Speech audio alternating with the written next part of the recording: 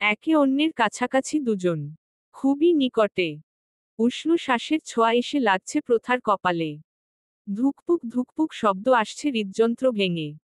নিজেকে শক্ত রাখা দায় হয়ে যাচ্ছে প্রথার।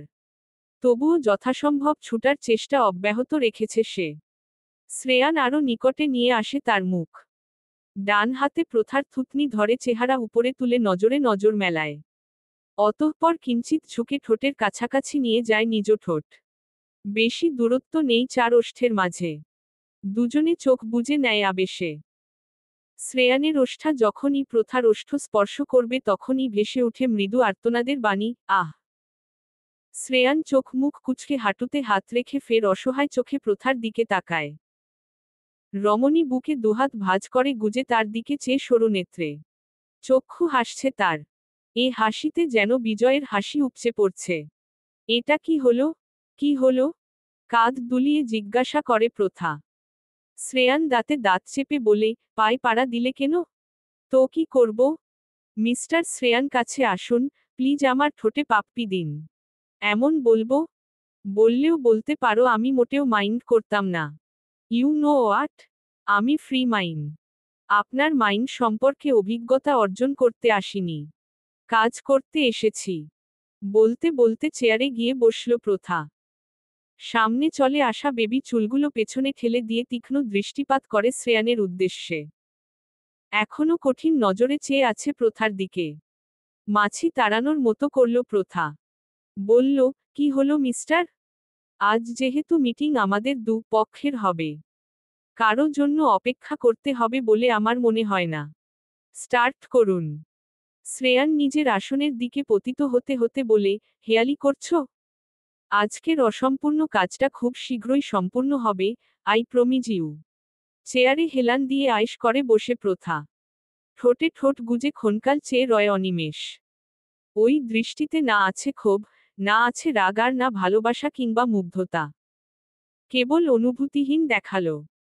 ঠোঁটের কোণে এক চিলতে হাসি ফুটিয়ে তুলে প্রথা, জাস্ট একবার ছুঁয়ে তো দেখুন। দুবার ছুঁয়েছি না? চোখ টিপ জবাব দেয় শ্রেয়ান। কটমট দৃষ্টিতে দেখে যায় প্রথাট। মেজাজের কারণে হাত নিষ্পিস করছে কাউকে আঘাত করার। মারতেটা রতে ইচ্ছে করছে নাকি আমায়? মুহূর্তেই শান্ত হয়ে আসে প্রথা। শীতল চোখে তাকিয়ে তাচ্ছিল্য ভরা গলায় বলে, ইচ্ছে তো অনেক কিছুই ছিল কিন্তু পূর্ণ হলো কই? শ্রেয়ানের ঠোঁটের দুষ্টু হাসিটা মিলিয়ে যায় তৎক্ষণাৎ। প্রথা কি বুঝাতে চাইছে তার তীক্ষ্ণ মস্তিষ্ক সেটা ঠাহর করে নিয়েছে তির্যকভাবে। ফের আগের ন্যায় অপরাধ বোধ, নিরুপায়, আর আফসোসেরা ঘিরে ধরল তাকে। প্রমাণ ছাড়া কি করে বুঝাবে যে, সেদিন। দীর্ঘ শ্বাস ফেলে শ্রেয়ান সরাসরি দৃষ্টি নিবন্ধ করে প্রথার চোখে। মানবীর অনুভূতিশূন্য চোখ জোড়া তখন এপাশ ওপাশ চলছিল। তোমাকে কিছু বলার আছে আমার। বিশ্বাস করবে তো আমার মুখের কথা? চকিতে তাকায় প্রথা। বিশ্বাস? আর শ্রেয়ান জওয়ান? প্রশ্নাতীত চাহনিতে তাকাতেই শ্রেয়ান বলে উঠে, সেদিন তুমি ততটুকুই দেখেছিলে যেটা তোমায় দেখানো হয়েছিল। বিশ্বাস করো শুধু ও মেয়ে কেন, এ জীবনে তুমি ছাড়া। প্রথা বুঝে যায় শ্রেয়ান 5 বছর আগের সেই দিনের কথাই উপস্থাপন করছে। কিন্তু এই বিষয়ে তার কিছু শোনার বা বলার নেই। কথা পাল্টে বলল, শুরু করুন। কথা বলতে বলতে কেমন যেন অন্যমনস্ক হয়ে গেছিল শ্রেয়ান। মাঝখানে প্রথার কথা শুনে নির্বোধ চাহনি দিয়ে বলে, ফাইল হাতে তুলে ফের বলে প্রথা, কাজ শুরু করুন। Dash dash. সময় চলে আপন নিয়মে। এ যেন স্রোতের ন্যায়। একবার চলে গেলে আর ফেরার নয়। কেটে গেছে বেশ কিছুদিন। আজকাল প্রথার সাথে প্রায়ই দেখা হয় শ্রেয়ার, কথাও চলে অনেকক্ষণ। তবে সবকিছুই অজানা থাকলো পরিবারের কাছে শ্রেয়ানের মতানুযায়ী। কিন্তু সত্য কতদিন চাপা থাকবে? একদিন না একদিন তা প্রকাশ হওয়ারই ছিল। গাড়ি থেকে হন্তদন্ত বেরিয়ে এলো প্রথা। এলোমেলো দেখাচ্ছে তাকে। চোখে হারানোর ভয়। মুখ জুড়ে অজানা শঙ্কা। পিছু ছুটছে আদোয়া। তার চেহারায় ও চিন্তার ছাপ স্পষ্ট। সদর দরজার সামনে এসে অনবরত কলিং বেল চেপে যায়। অপেক্ষার অবসান ঘটিয়ে চম্পা এসে দোর খুলে দিয়ে একপাশে দাঁড়িয়ে প্রথাকে যাওয়ার সুযোগ করে দেয়। চোখ তুলে একবার তার দিকে তাকায়, যে মেয়েটা বাড়িতে ঢুকতে না ঢুকতেই কথার বান খুলে বসে, সে আজ এত চুপচাপ কেন? ঠোঁটে হাসিটা পর্যন্ত নেয়। মাথা ঝাঁকিয়ে উদ্গ্রীব গলায় প্রথা জানতে চাইল, নেহমাত ফিরেছে? না তো। আপনিই তো নিয়ে আসেন প্রতিদিন। প্রথার চোখ বুজে মুখ চেপে ধরে। চোখে পানি চিকচিক করছে তার। বুকের ভেতরটায় যন্ত্রণা হচ্ছে।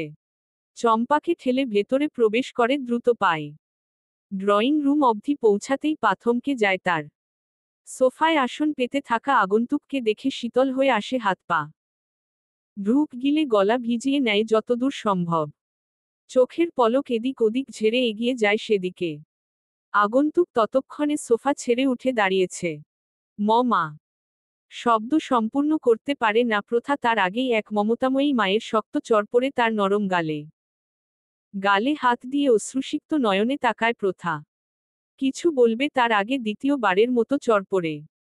তাল সামাল দিতে না পারায় 2 কদম পিছিয়ে যায়। মাকে না করা যায় না। আপনার ভালোবাসা না পেলে কখনো উপলব্ধি করতে পারতাম না শাশুড়িও মার মতন হয়। যত দূরেই থাকি না কেন সবসময় আপনার সাথে যোগাযোগ থাকবে। নিউ ইয়র্ক পৌঁছাতেই আপনাকে জানাবো। অথচ আজ 5 বছরেও তার খোঁজ নেই। আজ যদি ভাইসাবকে মার্কেটে না দেখতে পেতাম, তাহলে তোমরা যে দেশে ফিরেছ সেটাও জানতে পারতাম না। কেন সেদিন বড় বড় কথাগুলো বলেছিলে প্রথা? অপরাধী চোখে প্রথা কেবল শুনে গেল সাইলা খানমের কথা। নীরবে আশ্রু ঝরছে তার। অপলক চেয়ে আছে সাইলা খানমের মুখশ্রীতে। কতদিন পর আজ এই মমতাময়ী মুখটা দেখতে পাচ্ছে প্রথা। প্রায় অর্ধেক চুলে পাক ধরেছে মার। চেহারায় বয়সের ছাপ বৃদ্ধি পেয়েছে অনেক। সাদা কালো মিশেলে শাড়ি পরিধানে। চোখের অশ্রুতে সবগোলা দেখছে প্রথা। হাতের তালু দিয়ে অশ্রু মুছে ফের তাকায়। সাইলা খানমের চোখেও পানি। একটুও মনে পড়েনি আমাদের কথা? একবারও না? আমার ছেলে না হয় ভুল করেছিল, কিন্তু আমার তো কোন দোষ ছিল না। তাহলে কেন যোগাযোগ বিচ্ছিন্ন করেছিলে প্রথা? কণ্ঠনালী কাঁপছে প্রথার। ভাষা নেই জবাব দেয়ার। কী বা দেবে? গত 5 বছর যাবৎ একটা ফোনের আশায় থেকেছিলাম, সে কথা জানো? আমার নাতিকে ছুঁয়ে দেখতে ইচ্ছে হয়েছে, কবার সে হিসেব রেখেছ? হয়তো রাখোনি। রাখবেই বা কেন? কে আমি? একটা ভুল সিদ্ধান্তকে সাপোর্ট করেছি বলে ছেলে আমার সাথে কথায় বলতে চায় না, অন্যদিকে ছেলের বউ তো লাপাত্তা। কষ্ট শুধু তোমাদের হয়, আমাদের হয় না? সরি মা। সাইলা খানমকে জড়িয়ে ধরে ডুকরে উঠে প্রথা, ভুল করে ফেলেছি মা। প্লিজ রাগ করে থেকো না। কঠোর চিত্তে দাঁড়িয়ে রয় সাইলা। একবারের জন্যও ধরে না প্রথাকে। গম্ভীর গলায় জিজ্ঞেস করে, আমার নাতি কোথায়? নেহমাতের কথা উঠতেই আর জোরে কেঁদে উঠল প্রথা। সাইলাকে ছেড়ে দিয়ে দুহাতে রাজলে মুখ ডুবিয়ে কান্না করতে করতে বলে, শ্রেয়ান স্কুল থেকে ওকে নিয়ে চলে গেছে কোথাও। আমার ফোনও তুলছে না। সেদিন ও বলেছিল নেহমাতকে নিজের কাছে নিয়ে যাবে। পরপর সাইলার হাত ধরে বলে, আমার মেয়েকে শ্রেয়ানের কাছ থেকে এনে দিন না মা। ও ছাড়া আমার আর কেউ নেই। ওকে ছাড়া আমি থাকতে পারি না মা। শ্রেয়ান জানে তোমরা দেশে ফিরেছ? ক্রন্দনরত মুখশ্রীতে উপর নিচ মাথা নাড়ে প্রথাট। সাইলা খানম নিভে গেলেন। হয়তো কষ্ট পেয়েছে কিঞ্চিত। মা আপনি খোঁজ নিয়ে দেখুন না শ্রেয়ান কোথায়। ও তো আমার সাথে তেমন একটা কথা বলে না। আমি বরং শ্রেয়াকে দিয়ে জিজ্ঞেস করি। প্রথা সায় দেয় তার কথায়।